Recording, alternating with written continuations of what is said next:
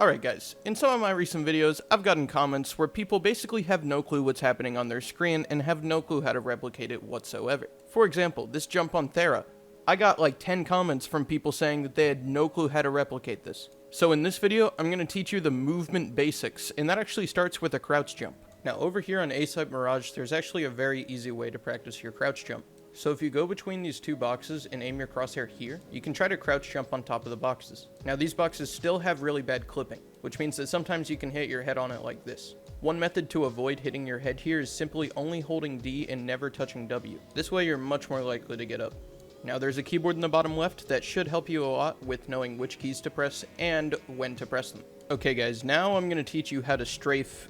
I'm going to teach you guys how to strafe. Now, if you guys want to learn how to multi-strafe and jump really far, after you're done with this video, you could try to learn how to long jump, and there's a tutorial for that on my channel. But I am just going to teach you the most basic version of strafing right now. So what I recommend doing to practice strafing at first is just jumping around something with D. If you jump and then release W and then hold D and then move your mouse to the right, you'll notice that you move to the right.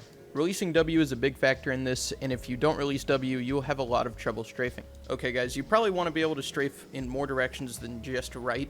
So to practice strafing left and right, all you want to do is just practice jumping, releasing W, and then moving your mouse with the associated key. If you're moving your mouse right, you're holding D. If you're moving your mouse left, you're holding A. And if you're moving your mouse into the description, you might check out Skin Club. It's a pretty fun site where you can open cases.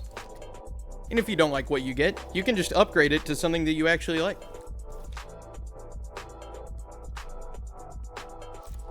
And then of course there's also case battles, where the winner takes all.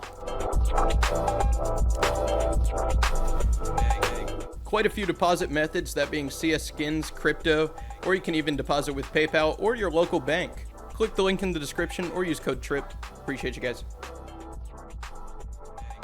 Okay, now that we understand the basics, we might actually have a chance of doing some of the most easy jumps in the game. Once releasing W is in your muscle memory, all these jumps get like 10 times easier. Now if we go back to where this all started, and we go to the door on Thera, this should be a lot easier for you, if you've paid attention. Now I bothered doing this jump without an LJ bind this time, but every other time that I've shown you this jump, I have had an LJ bind on. And that's just because it makes it that much easier. And I'll prove it. Look at this, I have to do all of this to land it without the LJ bind, and then with the LJ bind, all I do is just walk forward and then press the key.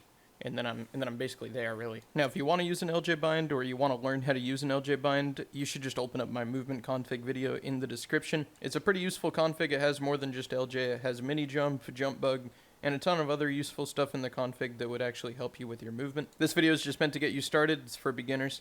So hopefully that helped you if you are a beginner. And hopefully you get started.